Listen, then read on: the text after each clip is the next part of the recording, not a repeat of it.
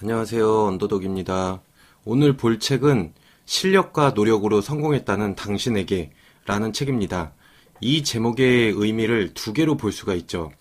실력과 노력으로 성공했다고 하는 성공한 사람들에게 말한다 라는 의미와 실력과 노력으로 성공할 수 있다고 믿는 우리들에게 말하는 거죠.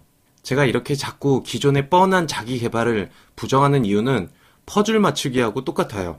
우리 애가 퍼즐 맞추는 걸 지켜보면 틀린 조각을 끼워놓고 맞다고 우길 때가 있어요. 저는 그러면 옆에서 가만히 지켜보죠. 마지막에는 결국에 완성될 수가 없어요.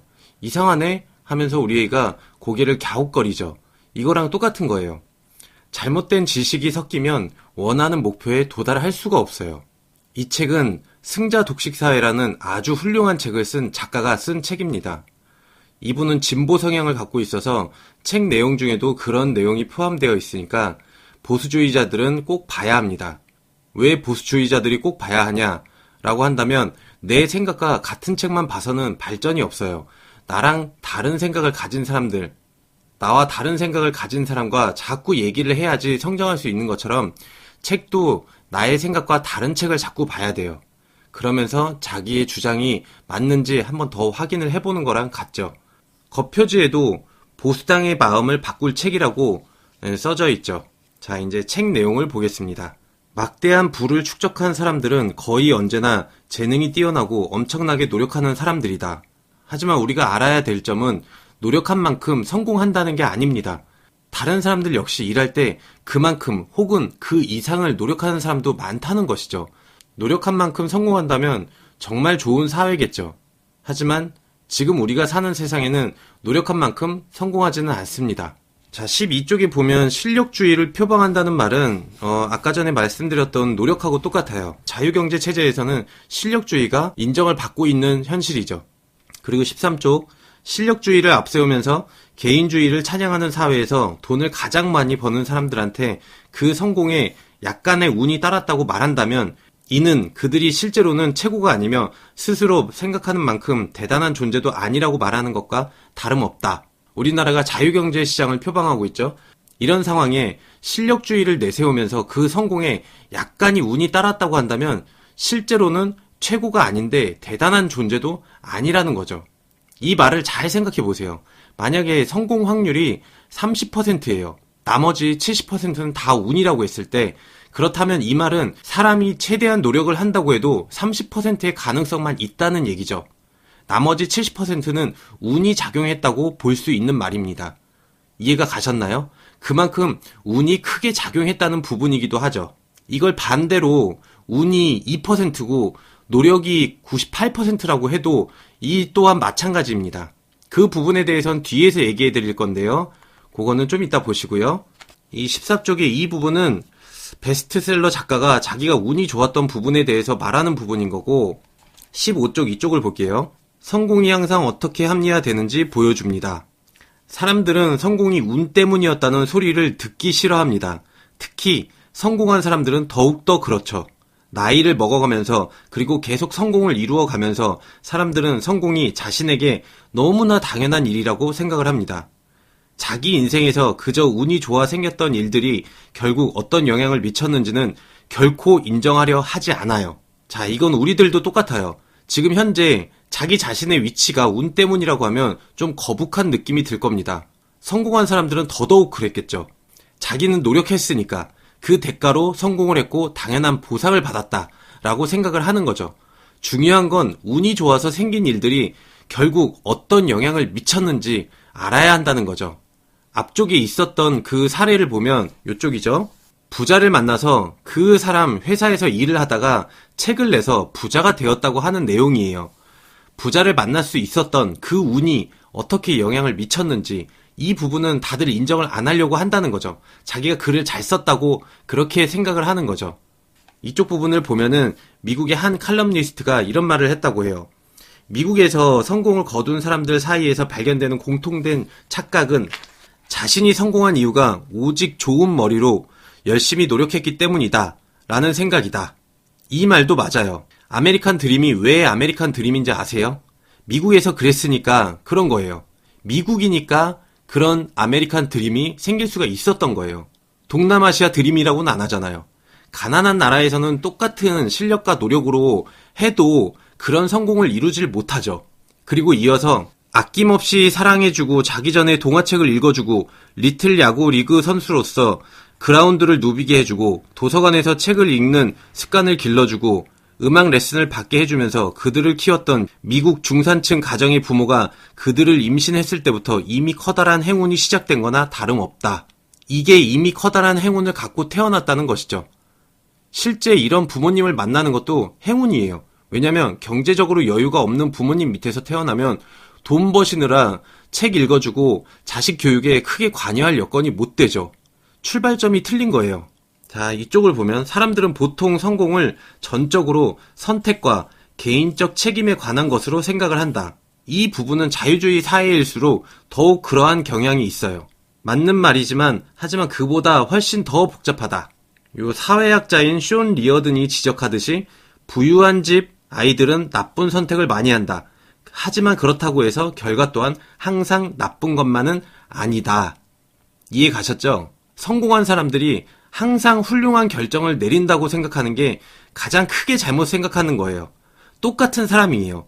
부잣집 사람들도 잘 나가는 사람들도 똑같이 실수는 하는데 우리같이 가진 게 없는 사람들은, 자원이 없는 사람들은 똑같은 실패를 하고 똑같은 나쁜 선택을 해도 크게 망하는 거고, 부유한 집 아이들은 나쁜 선택을 해도 크게 망하질 않는다는 거죠. 결과 자체가 틀린 거죠. 손정이라는 사람을 보세요. 크게 실패하고 있잖아요. 그런데 그 잘못된 선택을 함으로써 여건이 좋지 않은 사람들은 결과가 아주 크게 나온다는 거죠. 그런데 그 잘못된 선택을 함으로써 여건이 좋지 않은 사람들, 자원이 없는 사람들, 가진 게 없는 사람들은 결과가 아주 크게 나쁘게 나와서 일어날 수가 없는 상황인 거죠. 가진 자원의 차이가 이런 거죠. 이 저자가 앞으로 이 책에서 말하려고 하는 내용이에요.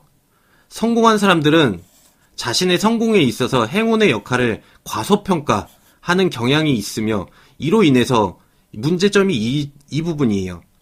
모든 사람이 성공할 가능성을 높여주는 여러 공공투자에 대해서는 미온적인 태도를 취한다는 것, 그리고 상대적으로 간단하고 거슬리지 않는 공공정책을 펼치면 이 공공투자의 부족분을 메우고도 남을 충분한 자원을 창출할 수 있다는 것이다. 아까 전에도 말씀드렸지만 약간 정치적인 얘기가 들어가니까 거부감이 있는 분들은 안 보셔도 상관없어요. 이 책은 또한 자기계발서가 아니에요. 앞에 불안사회라는 그 책처럼 약간 사회적인 현상을 얘기하는 그런 책이기 때문에 오해가 없으시길 바랍니다. 하지만 자기계발서보다 이런 책들이 훨씬 좋고, 이 저자 로버트 H. 프랭크라는 사람이 쓴 책 승자 독식사회, 그 책도 한번 꼭 보시길 바랍니다. 자신들이 노력해서 성공했다고 하니까 다른 사람들을 게으르고 노력이 없는 사람으로 평가를 한다는 말이죠. 우리들 사이에서도 그렇잖아요. 저 사람 실패했다고 하면 뭔가 게으르고 멍청하고 그렇다라고 평가를 하잖아요. 아까 아메리칸 드림처럼 미국이니까 그만큼 성공할 수 있었다고 했었죠. 그러니까 미국 사람들이 똑똑한 게 아니죠. 그러니까 사회적 기반을, 그런 사회의 기반에 투자를 늘려서 더 많은 사람들이 성공할 수 있게끔 투자를 해야 한다는 거예요. 저자는 여기서 세금 얘기나 공공복지 등에 대해서 얘기를 하는데 저 역시 최저임금 인상에 거부감을 느끼고 있었는데 이 책을 다 보면은 조금 다른 관점에서 보일 겁니다. 자기 일에 집중력이 높고 끈기력이 있는 사람은 성공에 이를 확률이 높죠. 그러나 이런 개인적인 요소도 유전자와 환경이 합쳐진 결과인데 정확한 비율은 알 수 없지만 설명이 가능하다고 해요. 뛰어난 암기력을 갖고 태어난 거하고 똑같은 거죠. 그렇다면 우리가 가장 쉽게 성공을 하기 위해서는 그 방법은 뭘까요? 바로 그런 부모님을 선택하는 게 가장 제일 좋은 방법이죠. 사실 말이 그렇다는 거지 이건 불가능한 얘기죠. 어쨌든 태생적으로 의지가 약하고 노력을 게을리하는 사람, 이런 사람 또한 경쟁사회에 태어난 것 자체가 불행하게 태어났다고 보는 게 맞다는 거예요. 노력하면 된다? 암기력도 한계가 있잖아요. 승자 독식 사회에서 중요한 요점들도 이 책에 많이 섞여 있어요. 이런 초기의 작은 사건들이 최종 결과에 있어서 아주 큰 차이를 발생시키게 되어 있다. 자, 여기는 세금 계산 프로그램을 예로 들었는데 워드 프로그램을 예로 들어볼게요. 사람들이 어떤 프로그램이 제일 좋다라고 하면 다른 프로그램들은 한순간에 싹 다 없어지게 되죠.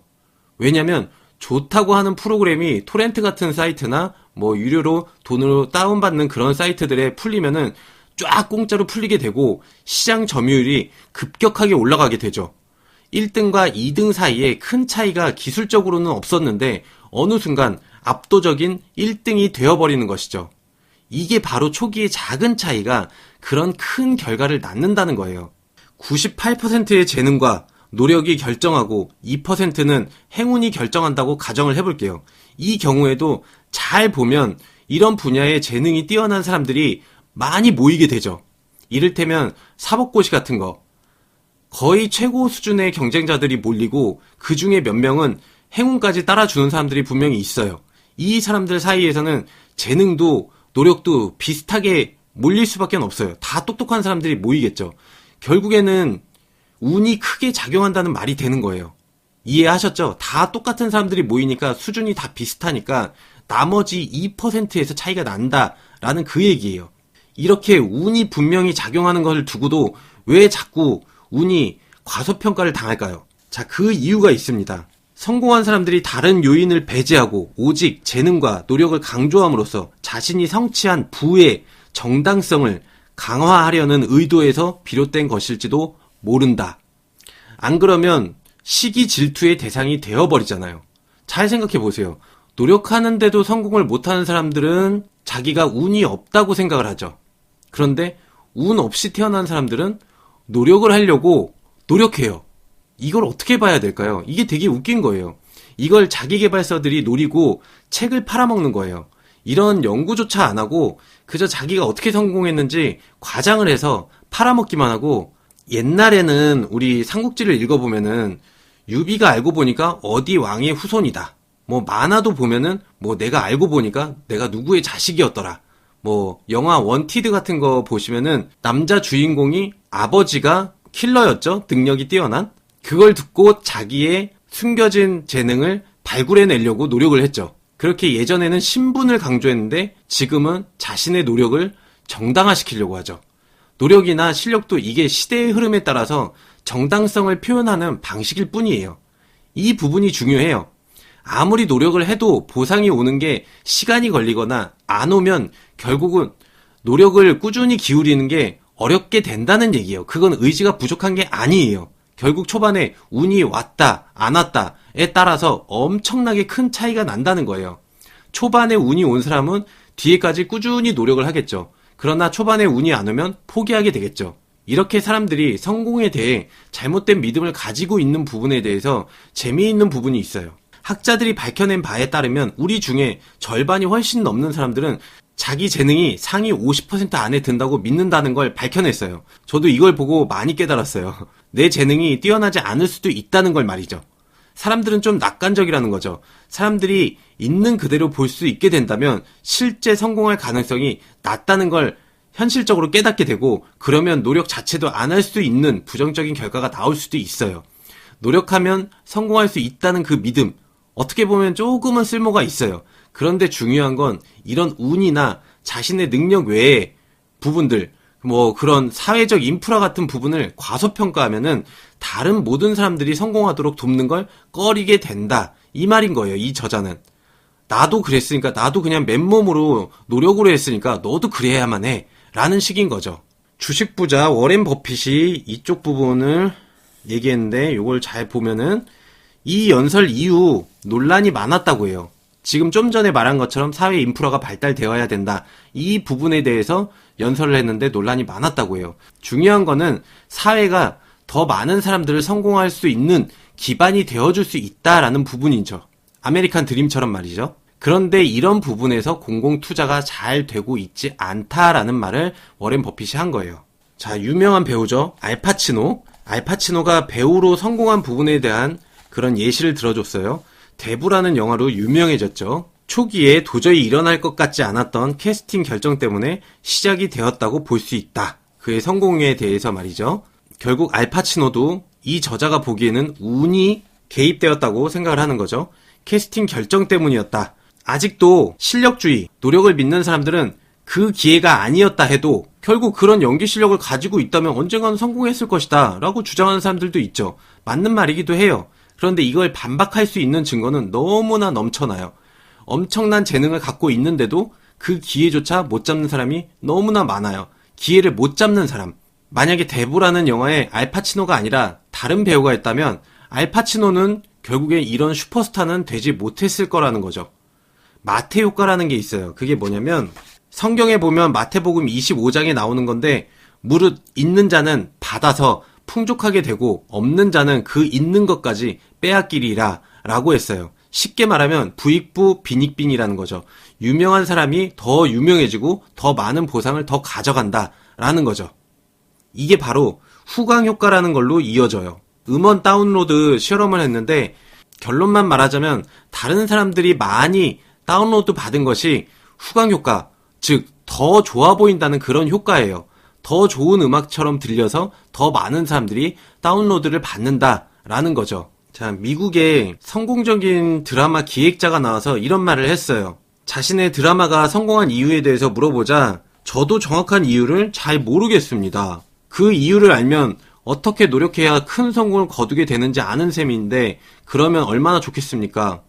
솔직히 말해서 이런 행운이 어떻게든 우리한테 찾아왔다는 것만으로 만족할 따름이에요. 라고 얘기를 합니다.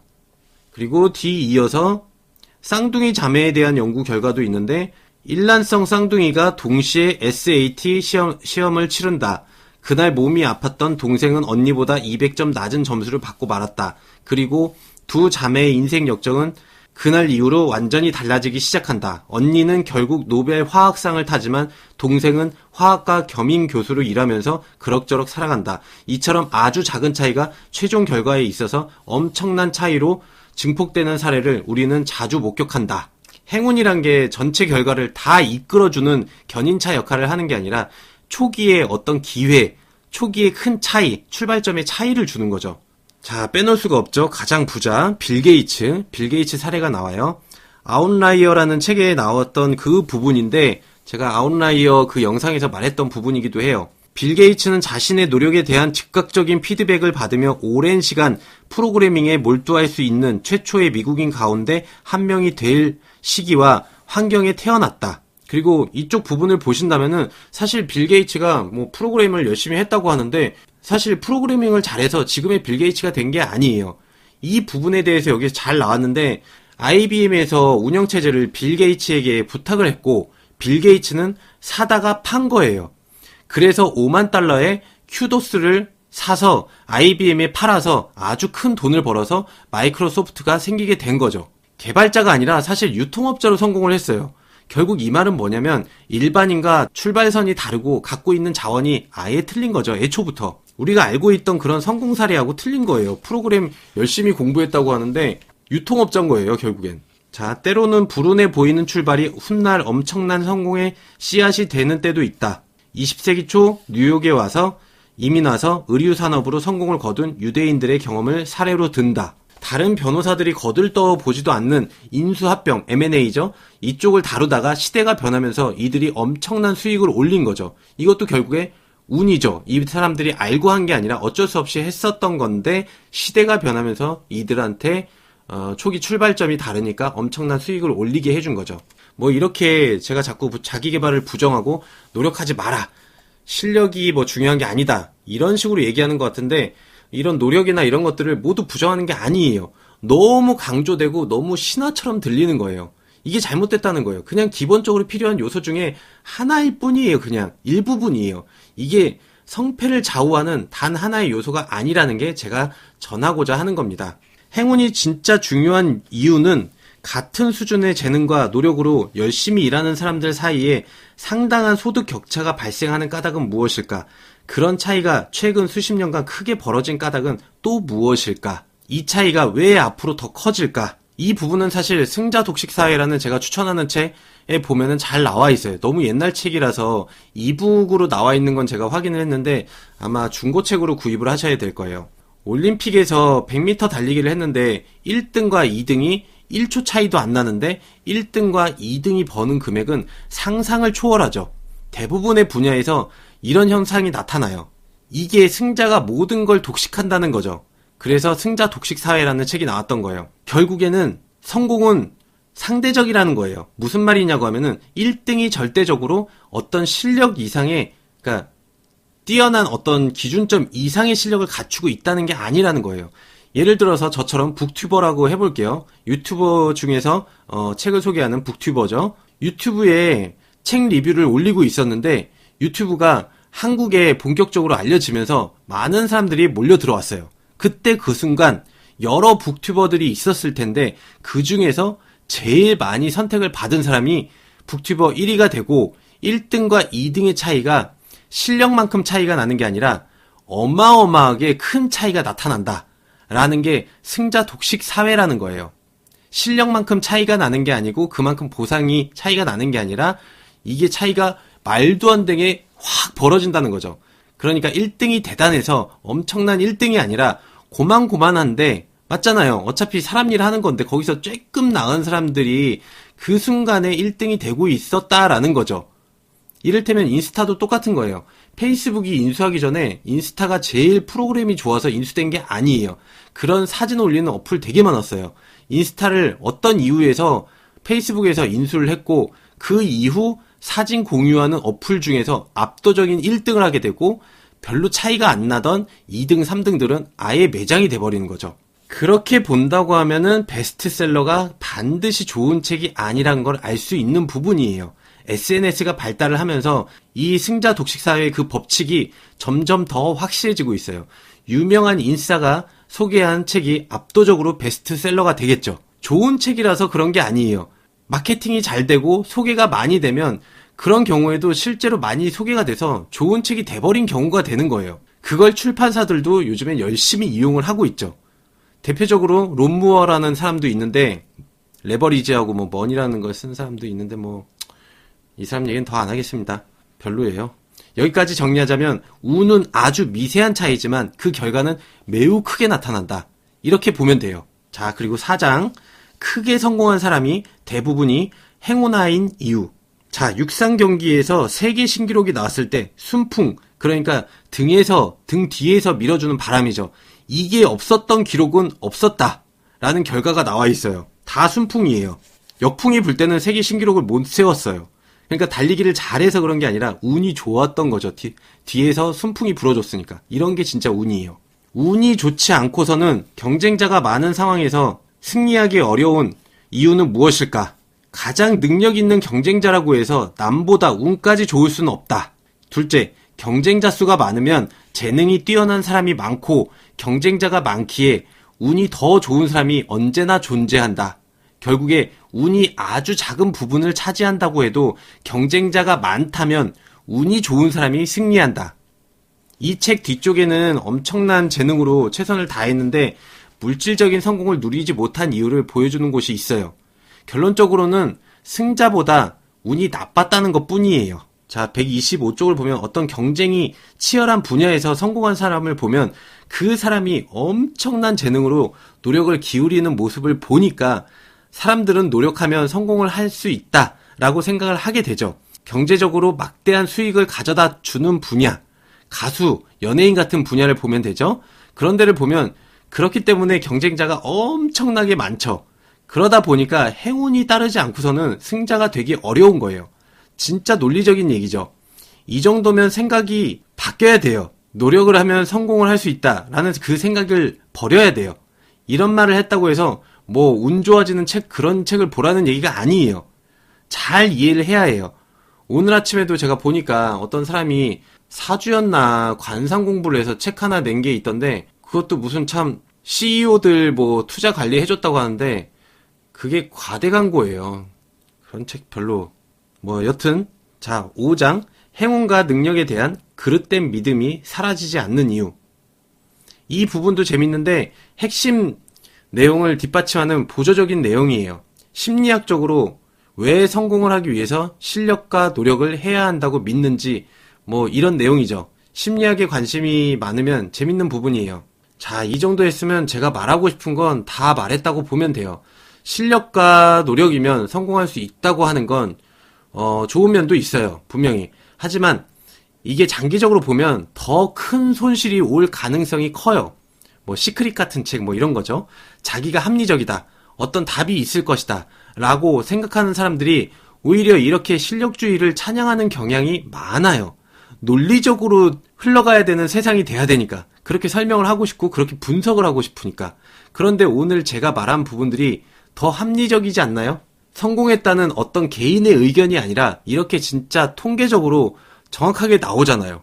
사업을 시작할 때 현실적으로 평가를 한다면 사실 뛰어들기조차 힘든 게 사실이에요. 돈도 없지, 냉정히 따지면 계획도 사실은 구체적이지 못하고, 아직 세상에 없던 아이템이라고 하면은 성공할 수 없는 게 사실은 맞는 얘기거든요.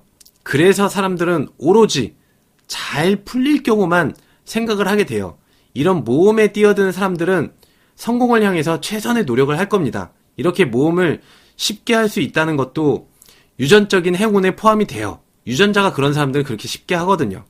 만약 여기서 성공한 사람들은 또다시 자신의 능력과 재능이 성공을 거두었다고 하면서 자신이 벌어들인 돈에 대해서 정당성을 밝히려고 할 겁니다. 하지만 그것도 말 안 한 운이 따라줬다는 게 분명히 있습니다. 자, 결론은 뭐 책에서 봅시다. 제가 하고 싶은 얘기는 다 했으니까요. 그럼 이번 영상은 여기까지 하겠습니다.